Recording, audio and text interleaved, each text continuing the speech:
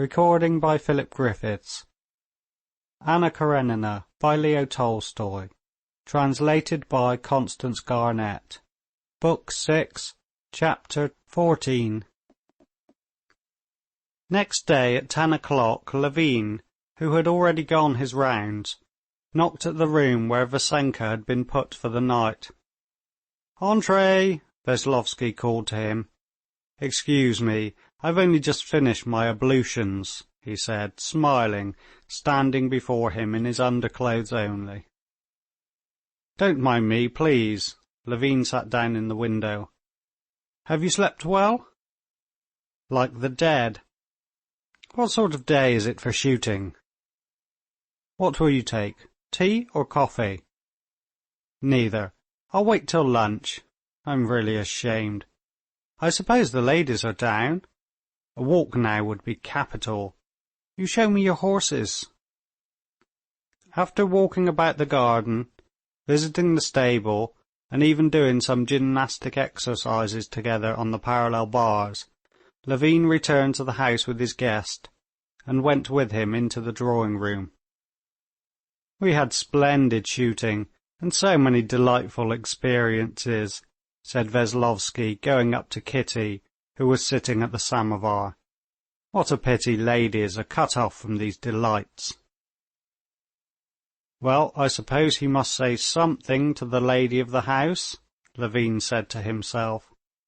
Again he fancied something in the smile, in the all-conquering air with which their guest addressed Kitty. The princess, sitting on the other side of the table with Marya Vlasyevna and Stepan Arkadyevitch, called Levin to her side and began to talk to him about moving to Moscow for Kitty's confinement, and getting ready rooms for them. Just as Levin had disliked all the trivial preparations for his wedding, as derogatory to the grandeur of the event, now he felt still more offensive the preparations for the approaching birth, the date of which they reckoned, it seemed, on their fingers.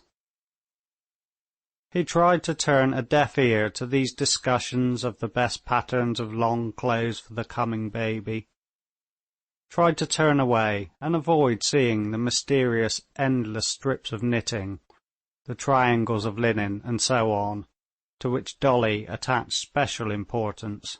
The birth of a son, he was certain it would be a son, which was promised him, but which he still could not believe in, so marvellous it seemed, presented itself to his mind on one hand as a happiness so immense, and therefore so incredible, on the other as an event so mysterious that this assumption of a definite knowledge of what would be, and consequent preparation for it, as for something ordinary that did happen to people, jarred on him as confusing and humiliating. But the princess did not understand his feelings, and put down his reluctance to think and talk about it to carelessness and indifference, and so she gave him no peace.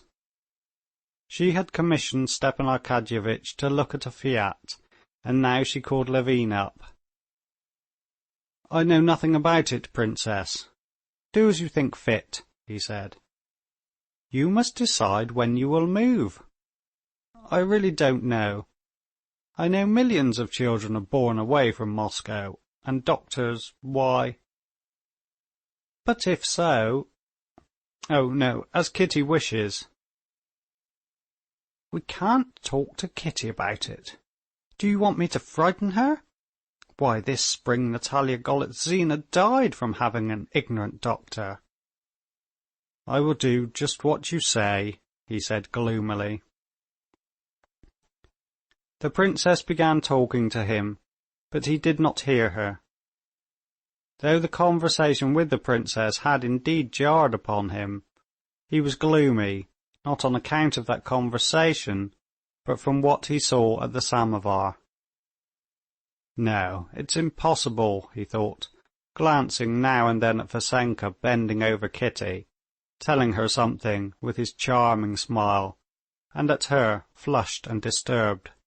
There was something not nice in Vasenka's attitude, in his eyes, in his smile. Levin even saw something not nice in Kitty's attitude and look. And again the light died away in his eyes. Again, as before, all of a sudden, without the slightest transition, he felt cast down from a pinnacle of happiness, peace and dignity, into an abyss of despair, rage and humiliation. And again, everything and everyone had become hateful to him. "You do just as you think best, Princess," he said again, looking round. "Heavy is the cap of Monomakh," Stepan Arkadyevitch said playfully, hinting evidently not simply at the princess's conversation, but at the cause of Levin's agitation, which he had noticed. "How late you are today, Dolly!" Everyone got up to greet Darya Alexandrovna. Vasenka only rose for an instant, and with the lack of courtesy to ladies characteristic of the modern young man, he scarcely bowed, and resumed his conversation again, laughing at something. "I've been worried about Masha. She did not sleep well and is dreadfully tiresome today," said Dolly. The conversation Vasenka had started with Kitty was running on the same lines as on the previous evening, discussing Anna, and whether love is to be put higher than worldly considerations. Kitty disliked the conversation, and she was disturbed both by the subject and the tone in which it was conducted, and also by the knowledge of the effect it would have on her husband. But she was too simple and innocent to know how to cut short this conversation, or even to conceal the superficial pleasure afforded her by the young man's very obvious admiration. She wanted to stop it, but she did not know what to do. Whatever she did, she knew would be observed by her husband and the worst interpretation put on it. And, in fact, when she asked Dolly what was wrong with Masha, and Vasenka, waiting till this uninteresting conversation was over, began to gaze indifferently at Dolly, the question struck Levin as an unnatural and disgusting piece of hypocrisy. "What do you say? Shall we go and look for mushrooms today?" said Dolly. "By all means, please, and I shall come too," said Kitty, and she blushed. She wanted from politeness to ask Vasenka whether he would come, and she did not ask him. "Where are you going, Kostya?" she asked her husband, with a guilty face, as he passed by her with a resolute step. This guilty air confirmed all his suspicions. "The mechanician came when I was away. I haven't seen him yet," he said, not looking at her. He went downstairs, but before he had time to leave his study, he heard his wife's familiar footsteps running with reckless speed to him. "What do you want?" he said to her shortly. "We're busy." "I beg your pardon," she said to the German mechanician. "I want a few words with my husband." The German would have left the room, but Levin said to him, "Don't disturb yourself." "The train is at 3, queried the German. "I mustn't be late." Levin did not answer him, but walked out himself with his wife. "Well, what have you to say to me?" he said to her in French. He did not look her in the face, and did not care to see that she in her condition was trembling all over, and had a piteous, crushed look. I want to say that we can't go on like this, that this is misery," she said. "The servants are here at the sideboard," he said angrily. "Don't make a scene." "Well, let's go in here." They were standing in the passage. Kitty would have gone into the next room, but there the English governess was giving Tanya a lesson.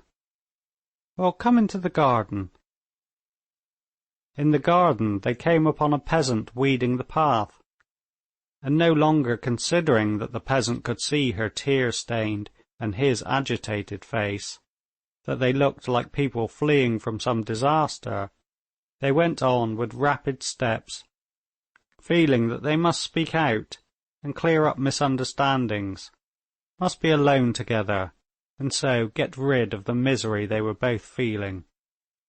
"We can't go on like this. It's misery. I'm wretched, you're wretched. What for?" she said when they had at last reached a solitary garden seat at a turn in the lime tree avenue. "But tell me one thing. Was there in his tone anything unseemly, not nice, humiliatingly horrible?" he said, standing before her again in the same position, with his clenched fists on his chest, as he had stood before her that night. "Yes," she said in a shaking voice. "But, Kostya, surely you see I'm not to blame. All the morning I've been trying to take a tone, but such people... Why did he come? How happy we were!" she said, breathless with the sobs that shook her. Although nothing had been pursuing them, and there was nothing to run away from, and they could not possibly have found anything very delightful on that garden seat, the gardener saw with astonishment that they passed him on their way home with comforted and radiant faces. Chapter 14